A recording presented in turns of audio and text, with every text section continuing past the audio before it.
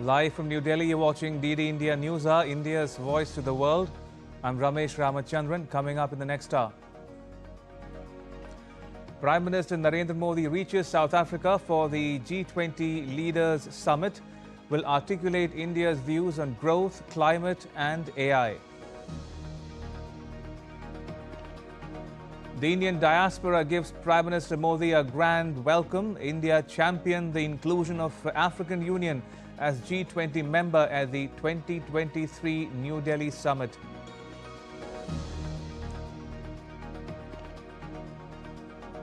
Ukraine's President Zelensky discusses a peace plan with US official. Will talk to President Trump and European leaders on ending the Russia conflict.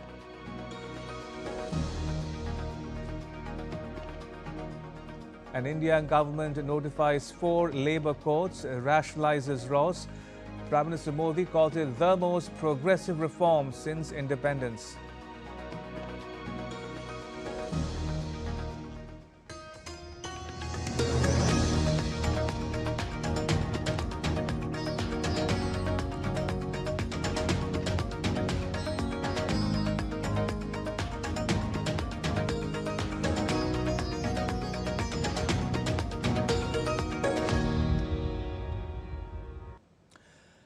Prime Minister Narendra Modi was accorded a traditional welcome upon his arrival at the hotel in Johannesburg, South Africa. Children sang Ganapati Prarthana, Shanti Mantra and other divine prayers. India's vibrant cultural diversity was on display in South Africa. Members of the Indian community took the lead in showcasing folk dances from 11 states of India during a short cultural program aptly titled Rhythms of a United India.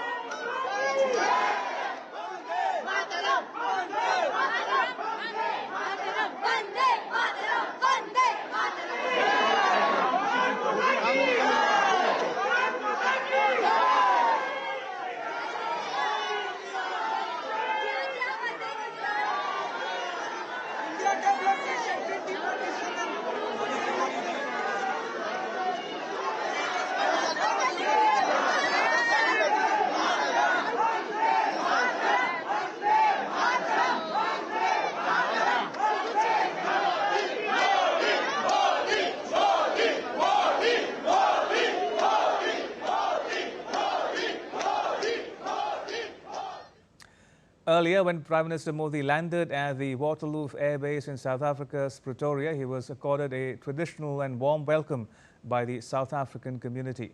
The Prime Minister said that he looked forward to holding productive discussions. This is a special summit as it is the first G20 summit being held in Africa. During India's presidency of the G20 in 2023, the African Union had become a full member of the G20.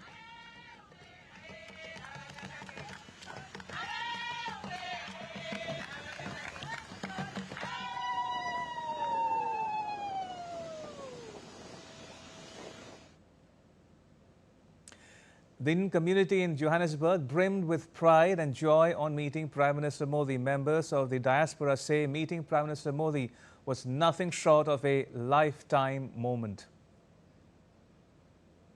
Whenever Mr. Narendra Modi, our Prime Minister, whenever he comes here, it adds a lot of value to the Indian community. It helps us in improving the economic ties, bilateral relations, which is very, very important because we have a big expat community in South Africa. And I think his visit, as I mentioned, adds a lot of value. And it is always an honor to see him in person. So we are blessed to have him here. We are the first performer in front of the Modi ji. We are so excited and happy, very, very, very proud to stand near to Modi ji. Really, we are very happy. It's a wonderful opportunity for us to perform in front of our Prime Minister. And we are so humbled to meet him, and he's a very humble human being. And we are so excited the moment he came with us and we were having a beautiful conversation. It's amazing, and thank you so much for this opportunity. We thoroughly enjoyed everybody's performance, and we are blessed to have him. I'm so glad that I met him. I was so excited, and it was an amazing feeling. To be honest, it was mind-blowing, especially taking the picture with our Honorable Prime Minister. Standing near to him, it was amazing. He appreciated each and every performance. We are amazed by that a person of like him, stature of him, was standing and thoroughly enjoying the whole performance. So it was really amazing for us. And joining us from Johannesburg is my colleague Amritpal Singh. Amrit, walk us through Prime Minister Modi's engagements after he landed in South Africa and looking ahead to the next couple of days' itinerary as well. Well, the Prime Minister is right now meeting Australian Prime Minister Anthony Albanese for a bilateral soon after he arrived and interacted with the diaspora, of which you put out the visuals, and we heard the diaspora how there was visible excitement amongst the diaspora to see the Prime Minister. He makes it a point to interact with them, though he's here for G20, but he did a short interaction with them. He took out time to watch their performances, etc. But right after that, the Prime Minister went in for a bilateral with the Australian Prime Minister, which is currently on. It's more than half an hour that the bilateral is on. So issues of mutual interest and, of course, in the Indo-Pacific are expected to be discussed. We are waiting for the meeting to get over and the MEA to put out a readout to know what really transpired in that meeting between the two leaders. The Prime Minister is also expected to meet CEOs of some companies, South African companies, who have invested in India or have plans to invest in India. Apart from these meetings, that's where the Prime Minister's schedule for today ends. Tomorrow, the G20 officially starts. The Prime Minister will be there at the opening session. He's likely to make an intervention. The Prime Minister is likely to participate over the coming 2 days in 3 sessions. One on inclusive and sustainable economic growth, another on disaster risk reduction, and third on AI and critical minerals. So the Prime Minister is likely to make intervention in these sessions. So we expect this to transpire over the next 2 days, and then the Prime Minister leaves on the 23rd in the evening. On the sidelines of the G20, he shall also be meeting the leaders of IPSA. There is the 6th IPSA leaders meeting that's scheduled between the leadership of South Africa and Brazil and Prime Minister Modi. Issues concerning the global South are likely to prominently come up and take coordinated positions at global fora like G20. So notes are expected to be exchanged at that. Apart from that, there are many bilaterals with world leaders that are lined up over the next 2 days. Details of that are still to emerge, but one for sure I know that he's meeting Cyril Ramaphosa, the President of South Africa, for a bilateral that could possibly take place tomorrow. Ramesh, on the sidelines of the summit. And as we speak, Amrit, we are playing out the visuals of the artists performing for the Prime Minister upon his arrival in the city. Talk to us a bit about the diaspora, the Indian diaspora in South Africa. How big or influential have they become over the years? Well, the Indian diaspora here is about 1.7 million strong, and some of them have migrated generations ago.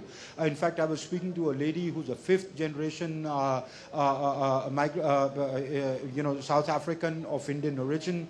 Her ancestors migrated from Tamil Nadu 7 generations ago, and she was the one who sang the ode to Ganga Maya, or River Ganga, and the Prime Minister stood there and listened to her. Though it's originally in Bhojpuri, but she translated it into Tamil, and she sang it. In fact, she's spoke to us on camera. After my a live chat with you, I will feed it so that you could play it out. They feel a strong connect with India even after generations. And of all the diaspora that I've spoken to here, they say when the Prime Minister comes, he interacts with them. They can see him up close, click pictures with him, touch him, shake hands with him. It is a moment of joy, and it gives them an enthusiasm as to the leadership of the country, or the country of their origin, really cares for them. And in fact, if I can invite the lady, ma'am. Could I invite you in the live chat? This is the lady who sang the ode to Ganga Maya. We are right now live on television. So, we were talking a little while back. You were telling me that about your experience with the Prime Minister when you did that rendition for him. Oh, I cannot. I'm very static at this moment. It was a dream come true. I never thought it would happen, but. He's like God standing in front, so it was just happening, and I was so grateful because what he did for South Africa with the OCI card, it's something that is amazing. And Modi ji is Modi ji. Okay. There is one thing which my colleague was asking from the Delhi studio. What is about India that you're a fifth generation, you're born here, 7 generations ago, your ancestors migrated here from Tamil Nadu. What connects you to that country? Because, 7 generations is a long time. You're talking about India, right? Yeah. India is India. It's a world. To us, India is world. It's our beloved mother country. And the language I speak belongs to India. The sari I wear belongs to India. Everything, my veins, the blood is running here, it's India. We are here in South Africa, only born here, but the connection is still there. So I only watch Indian news. Okay, you only watch DD News? Oh, okay. Only, all Indian news I watch. So can I request you to sing one line in Tamil on the rendition that you did for the Prime Minister? பூமாலை கட்டி பாமாலை பாடி பூமாலை கட்டி பாமாலை பாடி அலை அலையா வாரியே கங்கை அம்மா நீ அலை அலையா வாரியே கங்கை அம்மா ஹே கங்கை அம்மா ஹோ கங்கை அம்மா ஹே கங்கை அம்மா ஹோ கங்கை அம்மா பூஜை பண்ண வாரனே கங்கை அம்மா பூஜன ஹம் ஆயிரே கங்கா மையா.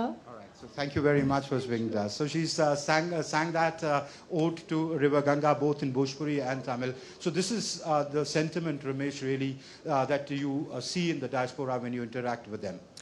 Amrit, do stay on. We still need to have a couple of more questions lined up for you. But in the meantime, we are told, and I'm reading this as we speak, Amrit, the Prime Minister has held talks with his Australian counterpart, Anthony Albanese, on the margins of the G20 summit. If I can quickly walk our viewers through the main points of the bilateral. The two leaders took stock of the full range of bilateral ties between the two nations. The Australian PM extended condolences for the families of those who lost their lives in the New Delhi blast and as well as the Saudi Arabia bus accident. The Australian counterparts at India and Australia share a relationship that has never been stronger, with economic, defense and security ties set to deepen further. He noted the constructive meeting between the two foreign ministers and highlighted how the vibrant Indian diaspora in Australia continues to strengthen the partnership. That's the gist of the PM Modi's meeting with his Australian counterpart on the margins of the G20 summit. Amrit, before we let you go, talk to us also a bit about the Global South's perspective or role in all of this discussions that will take place in Johannesburg. Remember, let's remind our viewers that this is the first time, in fact, the fourth time that the summit is being held in the Global South, starting with Indonesia, India, Brazil, and now South Africa, and the first time on the African soil as well. So how will the Global South be looking at the summit, and what will it seek to achieve towards the end of those talks there? May I, Ramesh, add one more fact to it? Sure. That this is the first time ever that the G20 summit is taking place on African soil. Right. So this is more than just symbolic because this signifies how the focus is shifting towards the priorities, the aspirations and concerns, the developmental agenda of the Global South, how Global South has become more assertive on the global fora. India has a great role, a significant role to play with it during its presidency. It, remember, made African Union a part of G20, a member of G20, and today President Cyril Ramaphosa, the President of South Africa, has invited his counterparts from other African countries as guests here, as invitee countries to participate in this G20. The host country has the privilege to invite who it deems fit to the conference or to the summit. Right. Amrit, do stay on. We'll come back to you momentarily. In the meantime, we're getting the latest visuals of the bilateral between India and Australia on the margins of the G20 summit. Well, Prime Minister, it's wonderful to see you again. Can I begin by expressing my condolences to the people of India for, firstly, the terrorist attack at the Bilateral power explosion, but also for the bus crash in Saudi Arabia that led to a loss of Indian lives.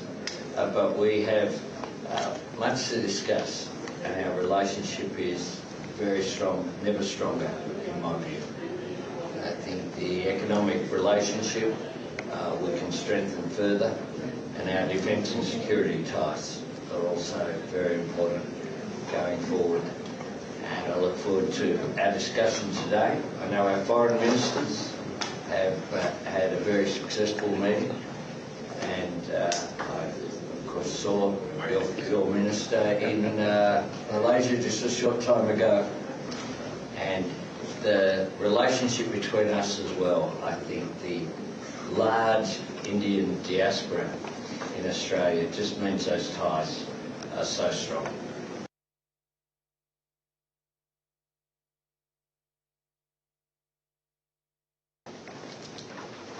फिर से एक बार आपको मिलने का अवसर मिला। कल आपके विदेश मंत्री भारत में थे तो काफी विस्तार से कई विषयों पर उनकी भी चर्चाएं हुई।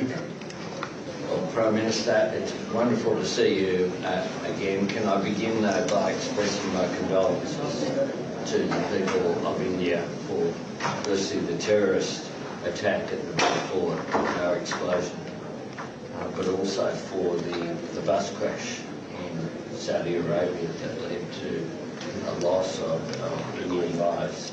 But we have much to discuss, and our relationship is very strong, never stronger, in my view.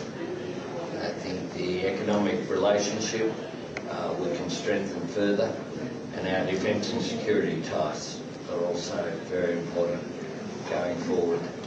And I look forward to our discussion today. I know our foreign ministers have had a very successful meeting, and I, of course, saw your minister in Malaysia just a short time ago, and the relationship between us as well. I think the large Indian diaspora in Australia. Right, I still have with us my colleague Amrit Pal Singh, who is standing by in Johannesburg as we speak. Amrit, do fill us in on the details you were able to pick up on that India-Australia meeting. Just to put our viewers, the meeting in perspective for our viewers, the foreign ministers of both countries have just finished meeting in New Delhi, and now the prime ministers are meeting on the margins of the G20 in South Africa.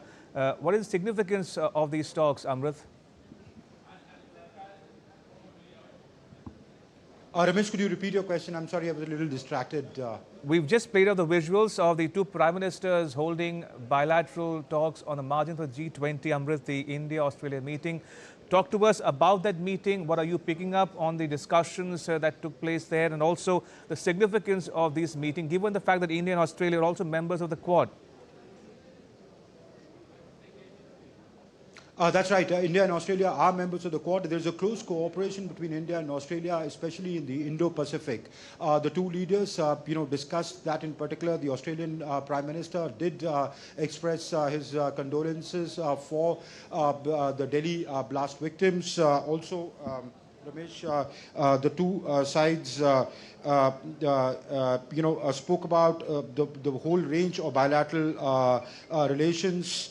And the Australian counterpart said that Australia shares a relationship that has never been stronger, with economic, defense and security ties set to deepen further. Both militaries conduct bilateral exercises, trilateral exercises with other countries, and of course, as you said, they are members of the Quad, and the safety, security of the Indo-Pacific, the free movement of commercial lines through the Indo-Pacific is a key concern for both India, Australia and other members of the Quad, and they're committed to ensuring that without any kind of broking any kind of unilateralism by any country. The two sides also noted the constructive meeting between two foreign ministers and highlighted how vibrant Indian diaspora is in Australia, and it plays a significant role in strengthening the partnership between the two countries. In fact, External Affairs Minister Dr. S. Jaishankar was present in that meeting that the Prime Minister held with his Australian counterpart, Anthony Albanese. So the two sides reiterated their commitment to further strengthening the bilateral ties, taking it to the next level, and also continue engaging at global fora, taking concerted steps towards taking common positions on issues of global interest at global fora like the G20. Ramesh? Amrit, as we wrap up this conversation, I have to ask you one question about the notable absentee from this year's summit, and that is US President Trump. What is his absence impacting the summit deliberations or having any effect whatsoever on the optics and outcomes of this year's summit? Well, if the US is not participating in a summit like this, it does impact the summit to an extent, because after all, arguably they are the most powerful nation of the world. Other leaders have expressed, including the South African president, that it will have no impact on the outcomes of the G20. There were speculations whether will it be below the president or will it be at the official level, but all that has now been put to rest. The United States has chosen to stay out of the G20. That doesn't augur well, for a multilateral fora. But clearly, the meeting goes on, and the conference goes on, and it will, in my opinion, not have much impact on the Johannesburg Declaration. But the commitment that one expects from the developed world on issues that affect the world together jointly, like disaster risk reduction, climate change, etc. Those commitments have to be fulfilled by all member countries. So if a if a member country is not participating, it does cast a shadow on the summit. But nevertheless, the Johannesburg Declaration will come out, and also symbolically, it was here at Johannesburg that the Britain had to be passed to the United States, because they hold next year's G20. So this time around, that wouldn't be happening. Ramesh? Indeed, and before we close, let me quickly recap the latest news being reported by my colleague Amrit Pal Singh in Johannesburg, that the meeting between the leaders of India and Australia is taking place as we speak on the margins of the G20 summit. The two leaders discussed a range of bilateral issues of interest or concern to both countries, including trade, investment, economic relationship and people-to-people ties as well. That's between the visuals that we are playing out on your screens, that of the meeting between India and Australia on the margins of the G20 summit taking place in South Africa. On that note, let me thank my colleague Amritpal Singh for joining us from Johannesburg and filling us in on the details of the deliberations taking place there.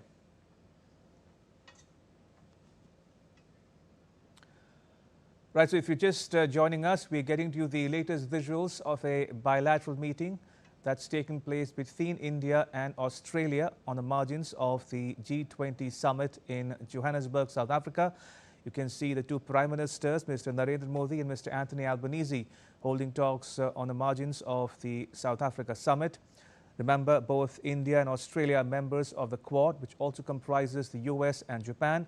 And the foreign ministers of India and Australia have just finished their meeting in New Delhi recently, and that is being followed up by the two Prime Ministers meeting in Johannesburg, South Africa, as I said, on the margins of the G20 summit being held in South Africa this year.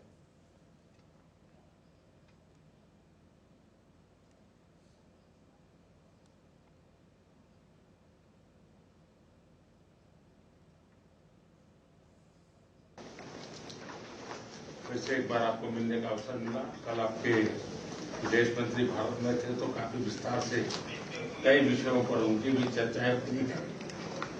Prime Minister, it's wonderful to see you again. Can I begin by expressing my condolences to the people of India for firstly the terrorist attack at the Bilateral car explosion, but also for the bus crash in Saudi Arabia that led to a loss of Indian lives. But we have much to discuss, and our relationship is very strong, never stronger in my view. I think the economic relationship we can strengthen further, and our defence and security ties are also very important going forward. And I look forward to our discussion today. I know our foreign ministers have had a very successful meeting, and I of course saw your minister in Malaysia just a short time ago, and the relationship between us as well. I think the large Indian diaspora in Australia just means those ties are so strong. So preparations are complete for the G20 Leaders Summit in Johannesburg, South Africa. The summit, scheduled to be held on 22nd and 23rd November, will discuss issues such as development, climate crisis and global economic imbalances. PM Modi will attend the G20 summit in Johannesburg. सबका साथ की भावना से ही भारत ने प्रस्ताव रखा था कि African union को G20 की स्थायी सदस्यता दी जाए। मेरा विश्वास है कि इस प्रस्ताव पर हम सबकी सहमति है। The African Union was admitted as a member at the G20 summit chaired by India in 2023. This is the first time the G20 summit is being held in an African country. Host country South Africa has stated its focus on strengthening an inclusive, just and sustainable global architecture. Representatives from 42 countries and organizations are participating at various levels in this summit. It includes 20 of the 21 G20 members, 16 guest countries, and representatives from 6 regional and economic groups. The United States has declined to attend, so its seat will remain vacant. Currently, the G20 members are Argentina, Australia, Brazil, Canada, China, France, Germany, India, Indonesia, Italy, Japan, Mexico, Russia, Saudi Arabia, South Africa, South Korea, Turkey, the United Kingdom, the United States, the European Union, and the African Union. India placed the Global South at the center of the G20 summit held under its chairmanship. Following the same logic, this year's G20 summit has been divided into 3 major sessions, taking into account current circumstances. The first session will focus on issues such as inclusive and sustainable economic growth, trade, development, finance, and debt burden. The second session is on a resilient world, where they'll discuss disaster risk management, climate change, a just energy transition, and food systems. and the third session on a just future for all.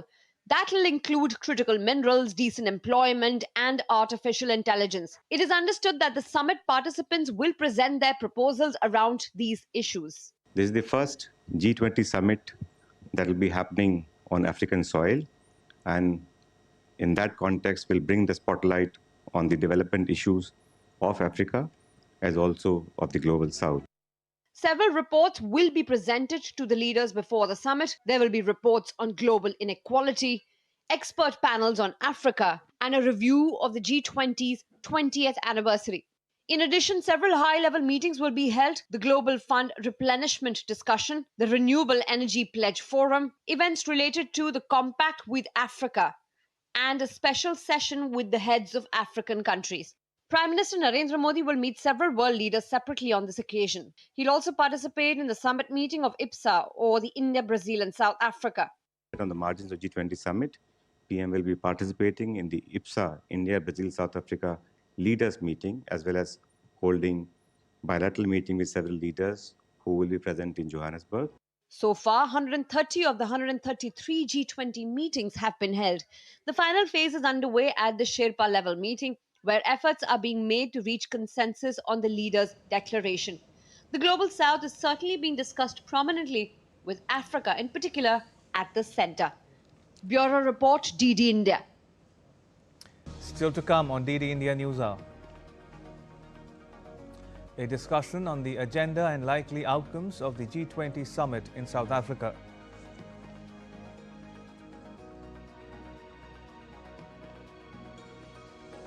And gleanings from day 2 of the International Film Festival of India.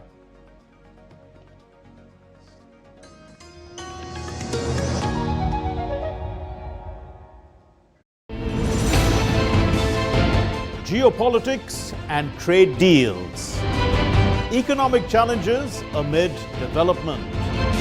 Hard work and the path to prosperity. It's the economy always. Between walkers, money is what money does and says. Supply creates its own demand. Between the bulls pulls and bears tears. When supply chains globalization and India rises to the podium. We'll get you centered with the Economic Brief at 8 p.m. every Thursday on. Right, let's take you back to Johannesburg for some more visuals of the Prime Minister's engagements there in Johannesburg. This time, he has met the members of the NASPER group in Johannesburg. Chairman Koos Becker and Chief Executive Officer Fabricio Bloisi met Prime Minister Modi on the sidelines of the G20 summit. NASPERS is a global consumer internet group and one of the largest technology investors and operators in the world. So that was the Prime Minister meeting with NASPERS Group Chairman and the CEO in Johannesburg on the margins of the G20 summit. Right, joining us is Ambassador Gurjeet Singh. Ambassador Singh is a former Indian envoy to Ethiopia, Djibouti and the African Union. He is also a former ambassador to Germany, Indonesia, Timor-Leste and the ASEAN. Ambassador, welcome to DD India Newshour. The first G20 summit on the African continent and the fourth consecutive G20 summit to be hosted by a global South country. High on symbolism, no doubt, but what will India be looking for in terms of substance or outcomes?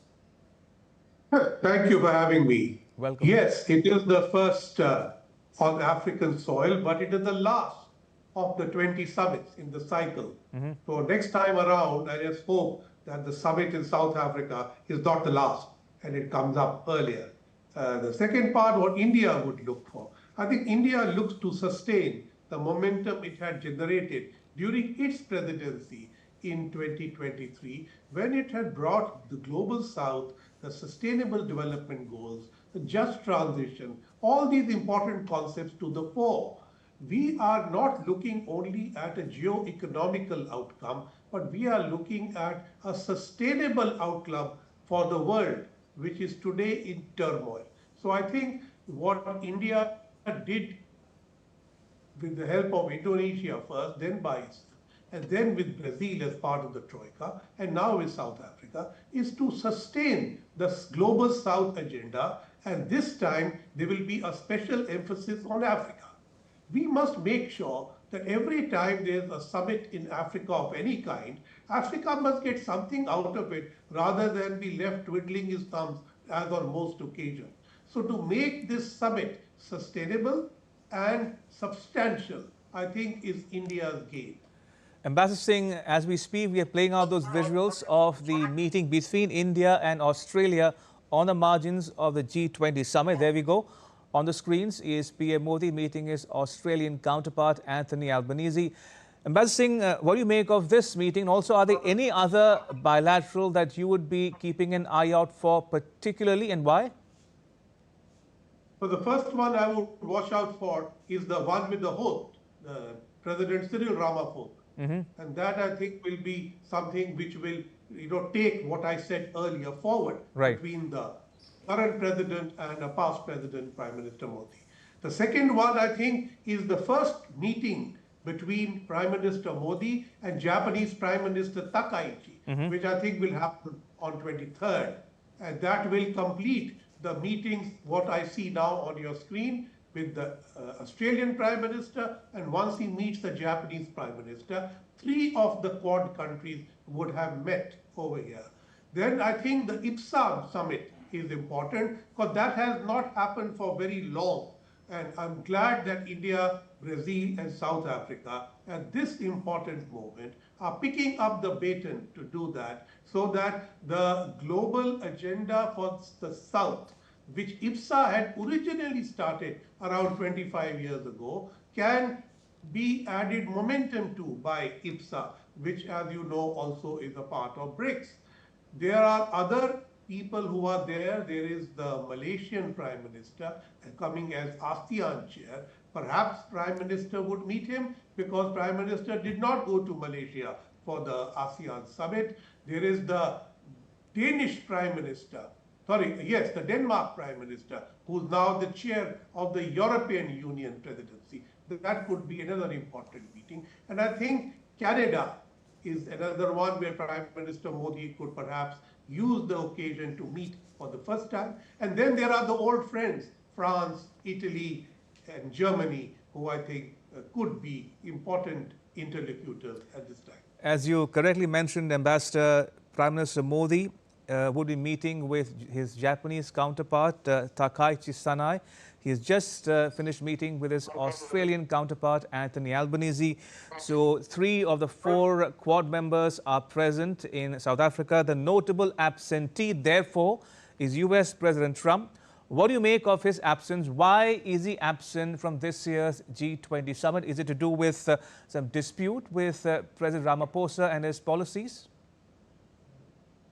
So the leading absentees at the level of leaders, besides President Trump, is President Putin, President Xi, the President of Mexico, the President of Argentina, and most surprising, the President of Indonesia. We are counting him as one of the 4 leaders in succession who chaired the G20, and he's not coming. He's sending his vice president.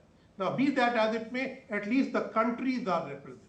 In the case of the United States, they are leaving their seat vacant. So we don't even know who will accept the gavel on their part, because the United States is to start the next cycle of summits from 2026.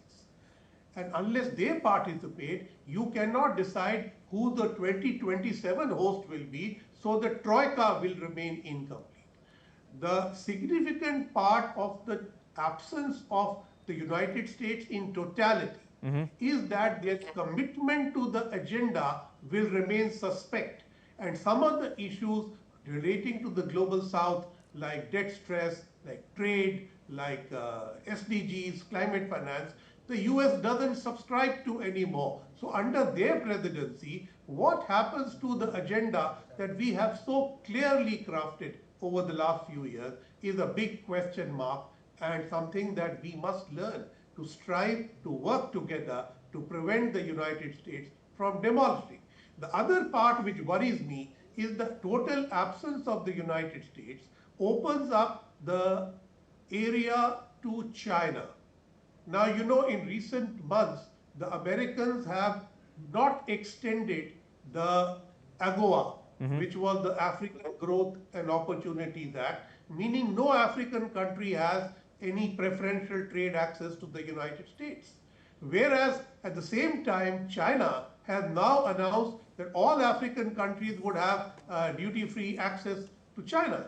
So this trade is being viewed differently. Okay. Secondly, critical minerals, which you are going to be discussing at the conference, is another area of contention.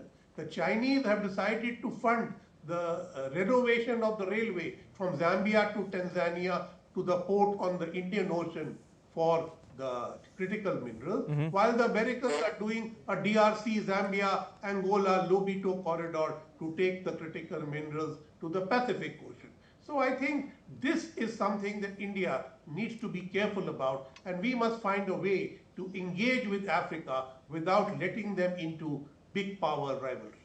Fair enough. Ambassador, do stay on. I'll come back to you momentarily. In the meantime, let me pull up some more news coming to us from Johannesburg, where PM Modi has also met the members of the NASPER group in Johannesburg with Chairman Koos Bekker and Chief Executive Officer Fabrizio Bloisi. They met PM Modi on the margins of the G20 summit in South Africa. Now, NASPERS is a global consumer internet group and one of the largest technology investors and operators in the world. So those are the visuals of the meeting between Prime Minister Modi and the chairman and CEO of the NASPERS group that took place in Johannesburg on the margins of the G20 summit. Right, coming back to you, Ambassador Singh. Now, we spoke about the absence of President Trump and the optics and likely outcomes from the summit. Looking at from an Indian perspective now, in terms of India's outreach to the African continent as a whole. Now, there's been some commentary in the Indian media and around the world as well about the lack of Indian emphasis on hosting the next edition of the India-Africa Forum Summit. Do you think it is long overdue? And if so, what can we expect going forward on that front? It is indeed long overdue, by 5 years. But I don't think we are entirely at fault. I think the management on the African side and their preferences have also. But I think now there is good engagement from what I understand. Okay. Under the new Djiboutian former foreign minister who's the AU chairperson. And I think there would be a resolution to this very soon. But I think more than holding the summit, it is what should the agenda of engagement be? You know, it's 2015 when we had IFS 3. The world has changed a lot and Africa has changed a lot. So the old model of engagement that India had, that is not sustainable anymore. So the idea that we have given to the G20, I think those will need to be brought into a India-Africa context and given an impetus. For instance, can we do more on climate change? Can we help Africa fight terrorism and radicalization? Can we help them more to build capacity in their youth? Can we work with them on the blue economy? Can we achieve SDGs through private sector impact investment? I mean, there are many ideas I can think of which are now current, but which were not part of the agenda in 2015. I mean, please look back. Even the Africa Continental FTA had not been announced in 2015, and it has come up. So that is there, the entire, CDC health agenda. So there is a large amount of functional agenda, which I believe is entirely within G20, including the DPI and other such things, which can be focused upon more specifically if India undertakes a 3-tier engagement with Africa, putting the bulk of implementation bilaterally, but engaging regionally for regional projects and having a policy dialogue with the African Union so that India and Africa come together on the same page while pursuing the goals of the Global South. Indeed. Now, talking about India's soft power ambassador in general and the diaspora in particular. Now, the Indian diaspora has emerged as a living bridge, as it were, uniting countries, governments, peoples and societies across continents. And the Indian diaspora in Africa is no different. What can you tell us about the diaspora in South Africa in particular? I mean, you've lived and served in Africa, in Ethiopia, in Djibouti, and also interacted with the African Union officials. What do you make of the role of the diaspora in Africa in general and South Africa in particular? So, the diaspora is of two kinds. One is the people who migrated centuries ago, like in South Africa, about 1 million people. And then there are people who have come as professionals in more recent years, in the last decade or last 15 years. So let's say in South Africa, there are 1.7 million diaspora, out of which I think 1.2 million would be in the multi-generational category and the rest would be first generation. And so they are the NRIs and the others are the PIOs.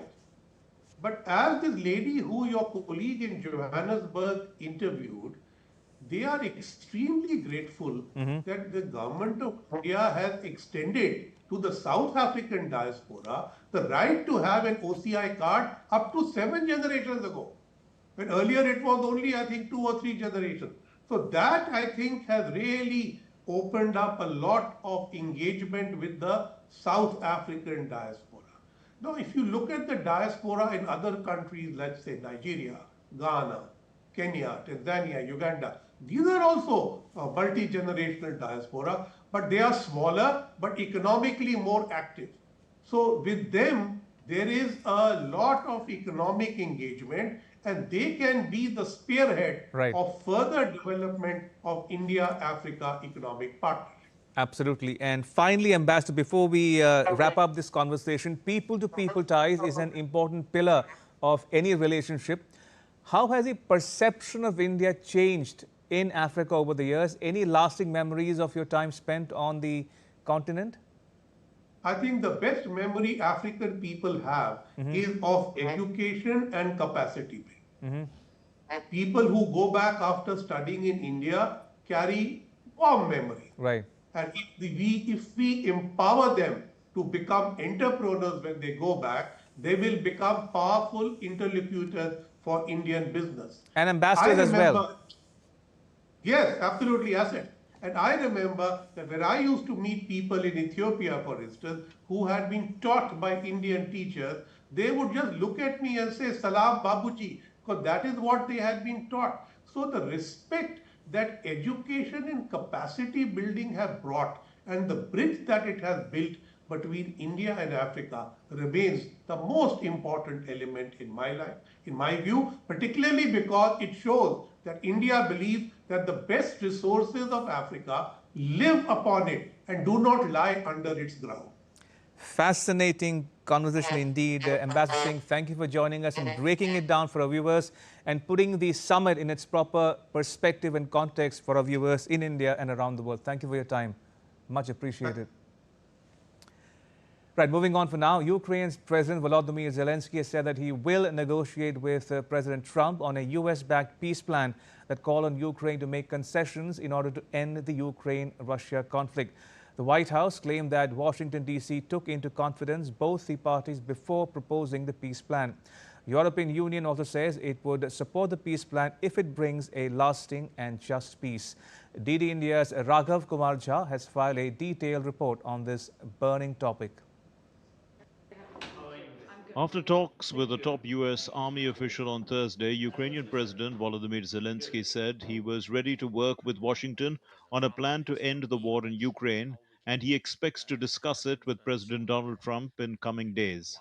Since the first days of the war, we have taken one extremely simple position. Ukraine needs peace, and a real peace, one that will not be broken by a third invasion, a dignified peace, so that the conditions are with respect for our independence, our sovereignty, and the dignity of the Ukrainian people.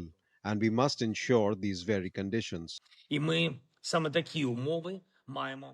Under the widely leaked plan, Kiev would cede significant areas of Donetsk region, of eastern Ukraine that it still controls, cut the size of its army, and pledge not to join NATO, proposals it has previously ruled out.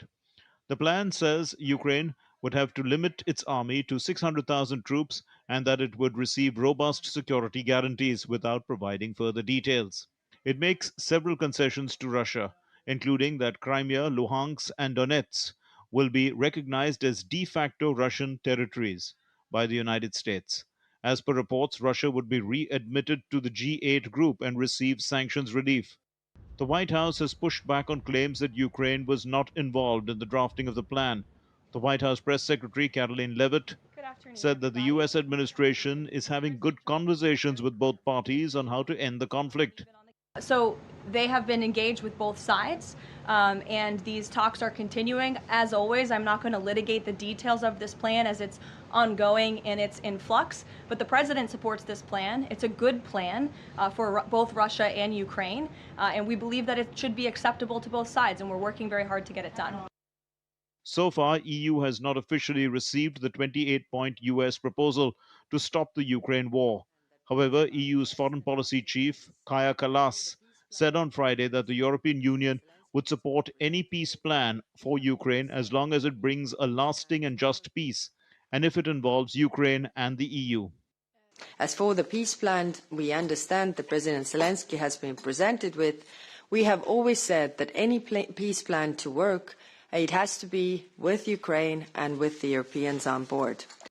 On the other hand, German Foreign Minister Johann Waderfull said on Friday that he sees a US-backed plan to end the war in Ukraine as a list of issues that need to be urgently discussed between Ukraine and Russia, but underlined that it was not a final plan. Raghav Kumar Jha's report for DD India. The 56th edition of IFFI is getting global attention as many ambassadors are joining in the various ceremonies lined up at the one-of-a-kind event. In an exclusive conversation with DD India's Deepika, Israel's spokesperson shared his fan-favorite moment about Indian Bollywood actress Alia Bhatt, whereas Guyana's secretary spoke about India and its importance in the global film industry. Take a listen. And we have with us the spokesperson of Israel, who is currently here in India and joining the film festivities at the 56th edition of IFFI. So thank you so much for exclusively talking to us. Thank you for having me. How has your experience been here in India and attending IFFI? In India, I've been here for 2 years. I'm based in Delhi and I'm loving India. I love living here. Specifically here in the event, we were so honored to be invited, and the events are just spectacular, and the people are amazing. We're having a great time and thankful to join. When we talk about the co-production roundtable conference that just concluded, what are your key takeaways? So I was amazed. Well, wasn't amazed to see. It was pretty obvious that everybody wanted to collaborate with India on doing movies. I can understand why. We also want to do the same. The first takeaway was that everybody wants to join in on India because this is a winning horse, and you have the best movies. I will say that once I started watching Bollywood, I couldn't go back to watch anything else because the energy, it's amazing. So I keep recommending to my friends, and that's why everybody wants to collaborate. We were sitting at the round table and we were all giving ideas about what we want to do, and the takeaway was that every country can bring something else unique to the table, and it was amazing to see. It was fun to see how each country is pinpointing what their strengths are. Israel also has a lot of strength, and India should collaborate with Israel. But it was a place for people to bring ideas and thinking of new ways to collaborate, and I think it was a great discussion. And also, because you talked about that, you watch Bollywood. Any of your favorite films that you would like to share? Yes. First of all, Alia Bhatt. I love Gangubai. I watched it like 3 times in a row, and every person that I meet, I tell them, you should watch Gangubai. That's the first movie that you need to watch. So there's a lot more streaming on Netflix from Israel because people are watching Gangubai. So that, all the classics, 3 Idiots, PK, 12th Fail, obviously RRR. I don't remember everything, but just great entertainment. right, thank you so much for talking to us. Thank you for having me. So there you heard the spokesperson of Israel, who is also a fan of Bollywood, and I hope that Alia Bhatt is listening to it. And we have with us the second secretary of the Guyana High Commission, who is here to participate at the 56th International Film Festival of India. Sir, welcome to Goa. Thank you so much. Thank you so much. Happy to be here. Great. When we talk about this particular roundtable conference, which was chaired by the minister himself, what are your thoughts on the initiatives the government is taking so far? There are very important steps that have to be taken. Of course, India has a large film industry, and we in Guyana, we're a large consumer of Indian films. We grew up with Indian films. We have about 40% Indian origin in Guyana, so we've always been able to connect with our history through film in India. Of course, the issues of piracy were addressed because, of course, that's taking money out of cultural practitioners' hands. So that was addressed, as well as co-production agreements where we can share production costs as well as share expertise and practices. That is something Guyana would love to take part in and to share that knowledge with India. Of course, India is a titan in the industry, so Guyana would love to learn and participate in creating wonderful films with Indian firms. All right, thank you so much, sir. So there you heard that how Guyana is so much interested in collaborating with India, and of course the Indian content is really catching the eyeballs worldwide. And with that, it's a wrap on this edition of DD India Newshour. You can get the latest news on the DD India mobile app, which is available on both Android and iOS platforms. You may wish to scan the QR code that's now on the screen to download it. And we'll be back with more news as it breaks here on DD India. I'm Ramesh Ramachandran. From all of us here in New Delhi, thanks for watching DD India Newshour.